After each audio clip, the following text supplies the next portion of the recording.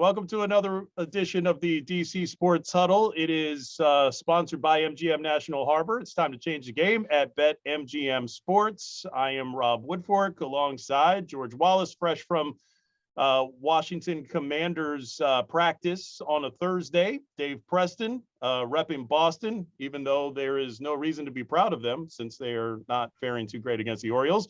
And Dave Johnson from not only on the other side of the planet in Japan, on the other side of the clock too, because you're up at what hour? It is 4:55 in the morning, and this is the land where everyone is polite and clean. And if I could ever figure out the bathroom fixtures, I'd stay here. That's a whole nother podcast. And it's also and it's the dead of afternoon at the time that we're recording this too. And it's going to be the dead of afternoon when Washington hosts Dallas. It is Dallas week, folks. And of course, we're excited about that. But should we be? Because Washington, for the second straight week, is going to face a division opponent that is coming off of a short week, having played on a Monday night. That's supposed to matter. That did not matter at FedEx Field against the Philadelphia Eagles. Dallas flying high right now. George Wallace, give me something you saw at practice that should lead anyone to believe that Washington can actually make this a game. All right, and that's our podcast. I got something for you. They're going all black on Sunday. Yes. Because that's going to be it. That is the difference. It's hot in Texas. The sun beats down in that building, and it's going to be hot. But we're going to wear all black Sunday because why not? Can't get none blacker. That was literally what Ron Rivera said, right? He was just like, we're going to wear it because we want to wear it. Yeah, no, he can do what he wants, but it really does feel moreover like we are, or I'd say I can't form words at 4:55. I'm not sure moreover is the correct word, but the point I'm trying to make is this. I was just thinking about this this morning. Maybe I was dreaming about it.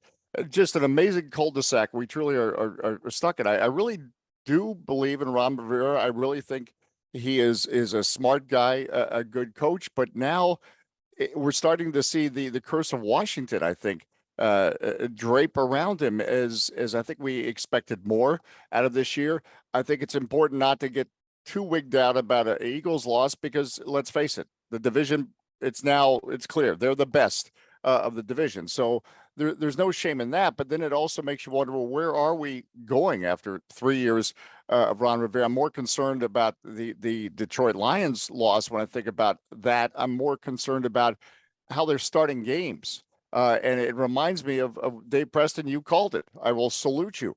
You said you will look at the end of the year, and Carson Wentz will have some strong numbers, but a lot of that will be in catch-up mode, and at least that is playing out in this short window. Carson Wentz hasn't forgot how to be a quarterback in the NFL, but so far he's not shown that with this group that he can get him going early, which is so important in NFL games because he's not, and this team is not designed to make miracle comebacks every week. No, and that's the thing. It's like they were selling us on Carson Wentz as, hey, he doesn't have to go out there and win us games every week. He's going to have the best supporting cast that he's ever had in Philadelphia or in Indianapolis. But the offensive line is being held together by duct tape at this point. And it's like, if you don't have time to get the ball to the weapons that we spent all off season talking about, like what good is it, Dave Preston? Well, and here's what concerns me: the fact that and the numbers are kind of skewed after 3 weeks. It's not the complete picture. And even though as a team the offense is 7th in the NFL and moving the chains on third down, when it mattered this past Sunday, they were 1 for 7 in the third half. When it mattered, Terry McLaurin did not get he did not record a catch for the first 8 possessions. First 8 times they had the ball, TMC did not get the ball, which you can't have on this team if you expect to play well. Nobody expects 60 perfect minutes of football, guys, but through the course of the season, they played poorly in the first halves of their last 2 games. And the Jacksonville game, they just had their slump in like the middle 2 quarters, so to speak. So what that concerns me. Not just the losses, but the fact that it just doesn't seem to be coming together. And I don't know what needs to happen. for this team to be sharper to begin with? Because compared to the Jay Gruden era, it felt like Ron Rivera had this team on from the get-go. That's not the case this September. Yeah, well, I think also it's proving that if you don't have an elite quarterback, it's all about the offensive line. And again, we hearken about the glory days of the Washington football team. That was built around an offensive line. That's why they could win 3 Super Bowls with 3 different quarterbacks. So it's becoming clear that the stat, it was against the Eagles, right? That Carson Wentz was sacked 9 times. Mm-hmm. And somebody pointed out that the entire season, 91 season, when they went to the Super Bowl, they only gave up 9 sacks. And that was within Mark Rippon, who only moved about 4 steps in the pocket, and that was it. And yet he was only sacked 9 times. So I think it just defines it, as much as we talk about all kinds of schemes and plans and this and that. If you don't have Lamar Jackson or Jalen Hurts or that elite playmaking quarterback, then you better have an offensive line or you're going nowhere. All right, so let's talk about that offensive. Let's re-rack with the offensive line, though. George, you were at practice. I know that they're down to their 3rd string center already, playing a guy starting at center who wasn't even on the team 2-3 weeks ago. What is the offensive line situation going into Dallas right now? It's not good, because Wes Schweitzer didn't practice again. He's got a concussion. I would say it's almost impossible now for him to play on Sunday. You got Nick Martin, who came in here, who, by the way, the most fun fact of the week, that he was Carson Wentz's center at the Senior Bowl back in 2016. So they've got that going for him. That's going to make a difference. It's going to be huge. But yeah, that's the offensive line is banged up. Charles Leno was back today. That's good news. He was limited, but he missed yesterday. But look, it's another deal, and it's another tough deal going into Dallas, a team that leads the league in sacks and a defensive line that gets after you. So, as Scott Turner said today, they have to find a way to get the ball out quicker if they're going to be under siege like that, which they were last week and probably going to be again this week. Got to find a way to get the ball out quicker into playmakers' hands and try to make things happen, or else you're going to have another near double-digit John Beck-esque sack performance on Sunday. I thought we were in agreement that we were never going to speak of John Beck again. And actually, I'm going to give you some pushback on the coolest statistic about Nick Martin. Actually, the coolest statistic about Nick Martin is that he's 2-0 against his brother Zach Martin. That's true. That right. gives him that's something. that gives him something in Dallas on Sunday. What were you starting to say, Dave Preston? Well, what's amazing is that, yes, this is Dallas week that we have coming up, and how there's no buzz in the DC metro area for this game. This was a game that when I moved to the area, and it was, I've been here for 22 years. You guys have been in the area a lot longer than I have, and you guys lived through the glory era of this franchise. But even 10 years removed from Mark Rippon and his great season, you still felt an incredible buzz every Dallas week. I would say up to and including the RG3 year, where you felt, okay, it's Dallas this week. It's okay. This is a big one. There's no buzz this week. And this team is, you hate to say it, this, after 3 games, this team is uninspiring. There have been good teams, great teams, bad teams, dumpster fires of teams in the last 10 years. And this is just a team that, okay, I guess I might watch the game, but it's the way they've started the last 2 first halves. There's no reason to really get excited about watching this team and their games. And we're not even a month into the regular season, and we're feeling this malaise. Well, and I would even make the case real quick. I would even make the case that the RG3 year, 2012, I mean, you look at the 2 games that they played, one was on Thanksgiving Day, and then the other one was at the end of the season for the NFC East title in prime time. So even I think the circumstances made those games more important than the actual games themselves or the rivalry itself, right. Dave Johnson. Well, think about it. The only thing that's really excited us over the last 3 years on the field, the play of Terrell Heineke, that got us going, playing with his hair on fire. We were jazzed about that. We were bought into the whole story. We were all rooting for him to become the number 1 quarterback, I think, because you want that another Kurt Warner story or whatever. They discovered, okay, he's not going to be a number 1 quarterback in the NFL, but if we're going to be under siege every week because of a banged up offensive line. Yeah, why not just throw Taylor Heineke out there and let him run around with his hair on fire and make plays? And I know it sounds ridiculous and silly, but you, Dave, you used the word uninspiring, and somebody did. That's part of it right now. It's hard to get fired up about this team. Carson Wentz, has done all the right things, including being accountable and raising his hand about the mistakes he's made. But it's hard to get fired up when the big phrase surrounding the team right now is "my bad." I mean, that's not going to that's not going to get you going bananas. Exactly. And the thing is, you can say "my bad," but then you have to do something to fix it and then demonstrate that you can. But if you listen to the head coach, they've got it all figured out. Yeah, as right. of Monday, they got it all figured out.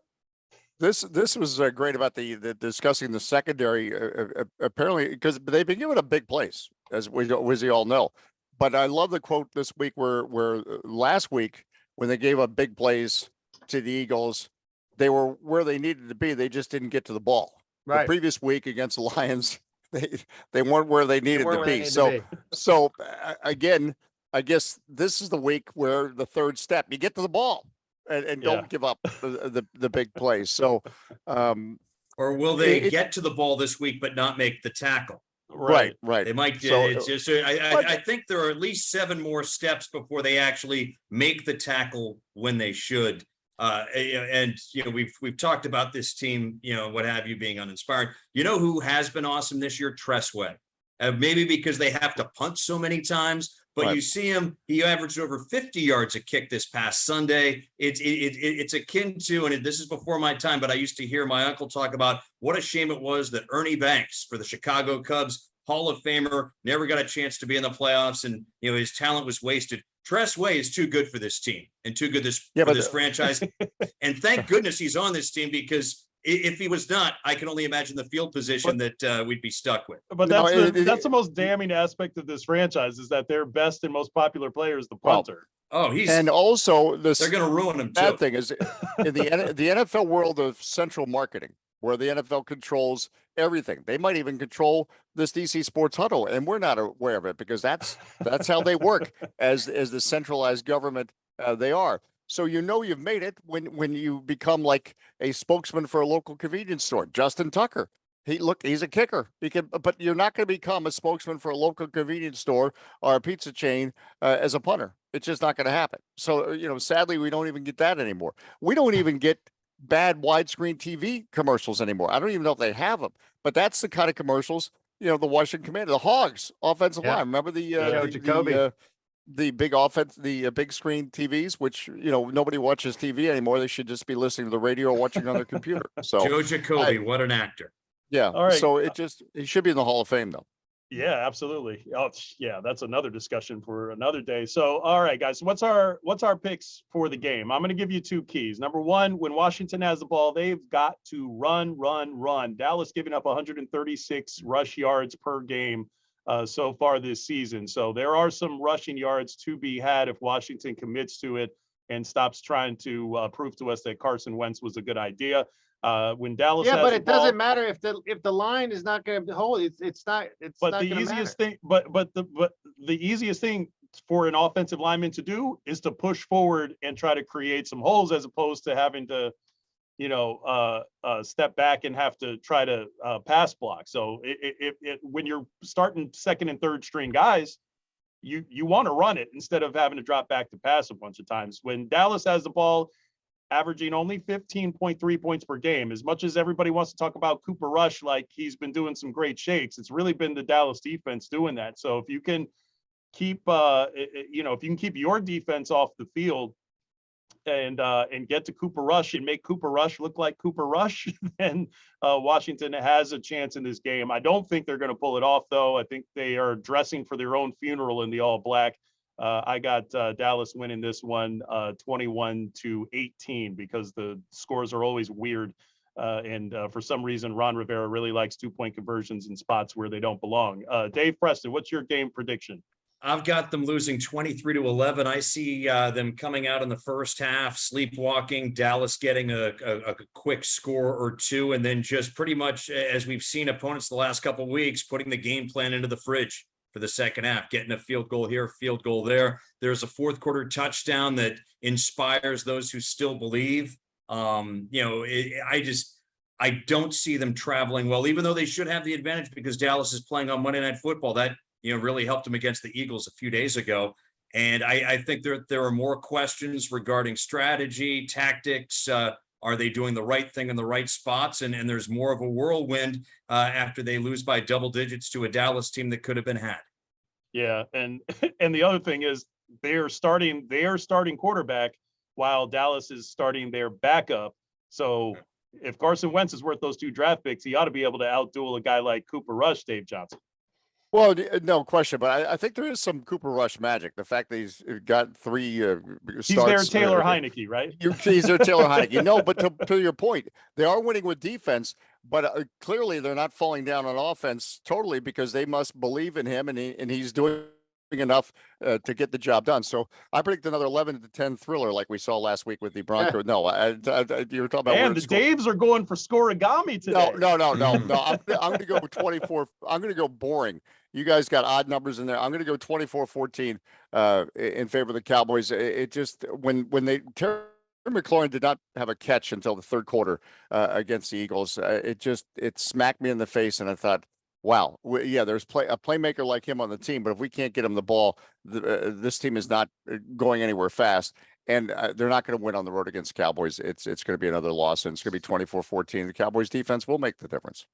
All right, George Wallace, round us out. The funny thing is, this week is the first time we've come close to hearing Terry get some sort of pissed off because he said, yesterday we were talking to him and he's like, well, everybody wants the ball. I'm a receiver. I always want the ball. He goes, but I'm about winning. So we're almost there. But I don't think you're going to see that from Terry. I mean, he's just not that guy, but you never know. I mean, if you keep not getting him the ball to the third quarter, then he's going to get all fired up about it. But I think, look, and this is the problem. This is the game these guys will go out and win on Sunday. This is what they'll do. And then everybody will be happy again. You're 2-2 and refreshed. I don't think it's going to happen, but this is something that they would do. I think it's going to be too much. Again, just like you guys have all said, I don't think they're going to be able to protect Carson Wentz and get behind early. I don't think they'll get shut out again in the first half because you got to try really hard to do that. But then again, this team could do that too.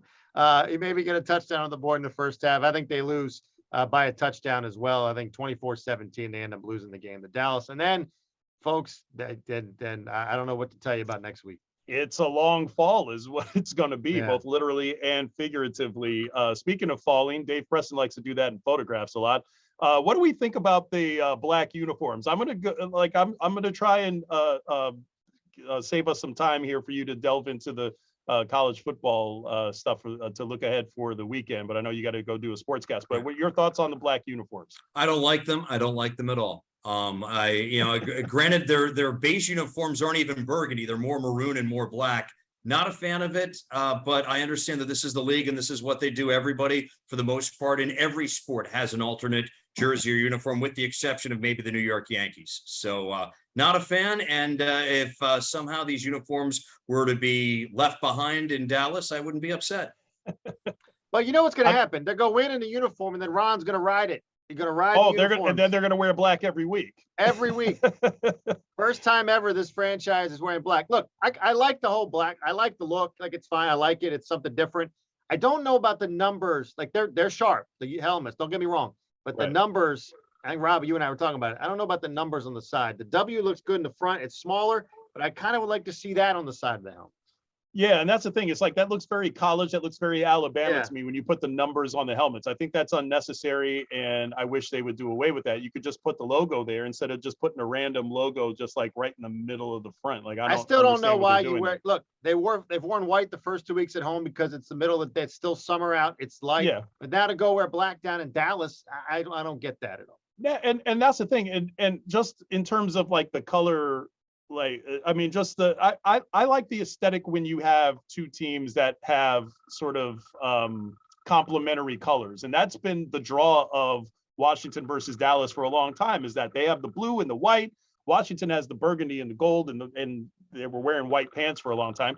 So I think you're eliminating that by going with black in Dallas, and also debuting the black before you even debut the burgundy. I know. I always loved the Washington. I always loved the old school with the Redskins would wear the white at home under Gibbs. Then you get Dallas to wear the blue. And then when they would go down to Dallas, it'd be one of the only few times you'd see the actual burgundy. That's for me is the old school. Right. Exactly. We're not getting a black Wizards jersey, are we, Dave, this year? I forget. No, I just woke up in Tokyo. I had this crazy dream that at 4 a.m. that we were discussing pant colors. But that couldn't be really happening. So. Hey, you never know what you're gonna get, man. All fashionistas. You lost me. You lost me on this, guys. You don't like. He doesn't like the pants discussion. Well, let's get a discussion then about what the Wizards are doing in Japan, because they're not wearing black.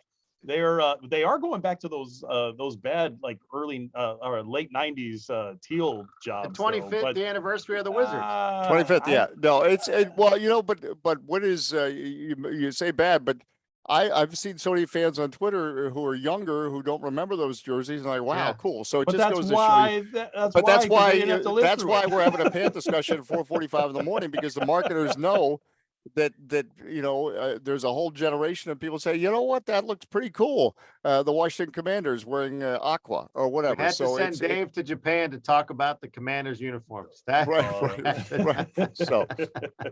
So no, they're listen. It's this team. We were talking about yesterday as we watched the practice. Whatever yesterday was, by the way, I'm not sure if yesterday was Sunday or next Thursday because we're so confused here in Tokyo. But you hope this team does develop a chemistry and becomes like look, the Memphis Grizzlies. Look at their story last year. Yes, they had an incredible player like John Morant, but it was about the chemistry coming together around him. And I think that's what the Wizards have, some very talented players. Bradley Beal could average 30 points a game. Not saying he has to, but we have to remember he's an elite player in this league. So as I'm watching, Kristaps Porzingis make corner threes and Kyle Kuzma do what he does, this team has talent. When you think about a starting lineup of Monte Morris, who has playoff experience with the Nuggets, and Bradley Beal, and then you throw in Porzingis and Kuzma, and then you figure out whether is it Will Barton or Rui Hachimura, whatever they're going to do. And I have no idea what the starting lineup is. And now in the NBA, starting lineup doesn't matter because it's all about matchups. But the bottom line, the pieces are here. So it just gets back to you play defense 2-3 possessions more, play defense better, 2 or 3 possessions a game. And this team can compete in Eastern Conference because this team can score. This team can excite. And if, every indication, the chemistry is there. Kristaps Porzingis playing 60 or more games will be critical to this team. So you don't go into the season saying, aha, this team is going to, contend for the Eastern Conference title. But you go into the season looking at this collection of players. You look at Wes Unseld's experience and bringing in guys like Will Barton and Monte Morris, I think are important to the equation. And you're thinking, you know what, let's see where this journey goes. And that's there's some real potential here if they stay healthy. And the journey's taken them to Japan. And it seems like Rui Hachimura, obviously a very popular player there, but what's been the reception Japan has had for the Wizards, not just Rui in particular? Well, I'm still in concussion protocol because I was hit by 2 cameras yesterday in that scrum with Rui Hachimura, because it truly is a rock star proportion that he receives here. Look, Rui drives the Wizards' popularity in Japan. There's just no way around it because, again, we're not talking about a nation that has like they produce baseball players over the years.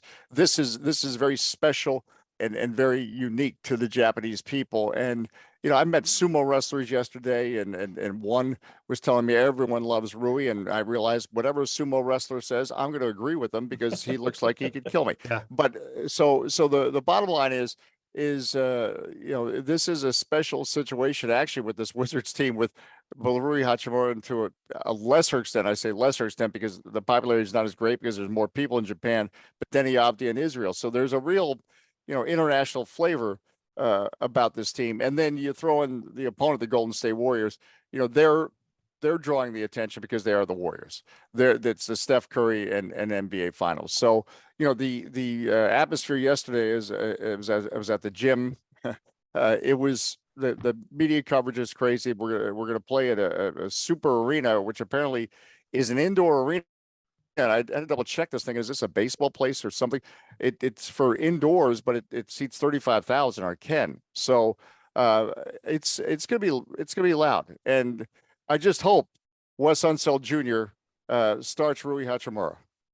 Because but I was about to say that I hope, thinking that the fans would get mad, but this is the most polite and clean nation in the world. So they'd even be respectful in that situation. So I don't have to worry about sitting courtside and getting hit in the head with something, because even if Rui doesn't start, that wouldn't happen, because this is a wonderful place. But believe me, I'm fired up. This is going to be fun. And it's going to be the first time we'll see Porzingis and Beal on the court together. Yeah. How's that going to look? Now that's something to look forward to right there, because that could be a special combination. But we got to get up at 6 a.m. to watch it and listen to it. No. Well, listen to it. There's a That's the beautiful emphasis. You invention don't have called to- DVR.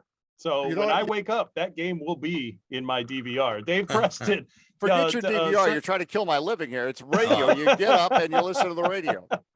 Yeah, that's what I said.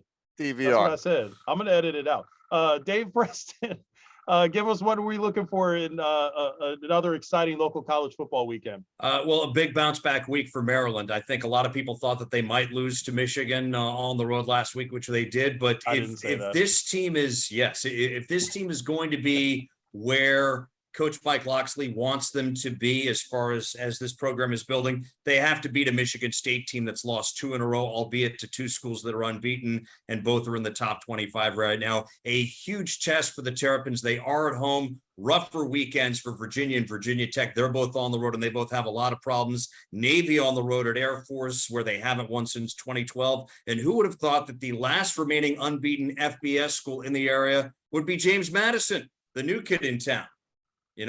Everybody's talking about the new kid in town. Yeah. Everybody's walking like the new kid in town. I didn't see that coming. And we have a couple of JMU people in our newsroom, so we're just going to conveniently omit Dave saying that.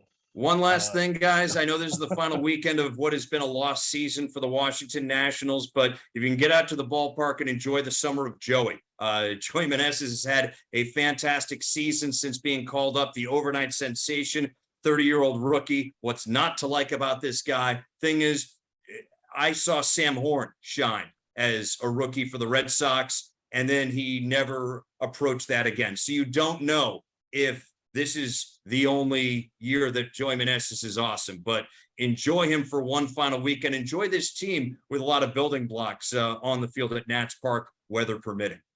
All right. And hopefully we enjoy the game on Sunday. And certainly if you're watching this before Friday morning, definitely tune in to the radio party with Dave Johnson and company. Yeah, please, because doing this DC Sport, you've now talked me into a sunrise here in Tokyo. It was pitch black outside my window. And if you could look, can you see that? That's a sunrise. Yeah. No, but Tokyo.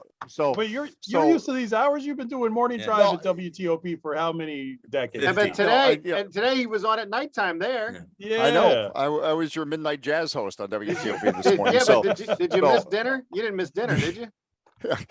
I really have no idea when to do anything. So dinner you have the night before. Yeah, just give me 48 minutes. We'll go. We got to break the huddle, which was brought to you by MGM National Harbor. It's time to change the game at MGM Sports, and with another edition of the DC Sports Huddle, I am Rob Woodfork, along with George Wallace, Dave Preston, and all the way across the globe, give it up for Dave Johnson. Until next time, we are breaking the huddle.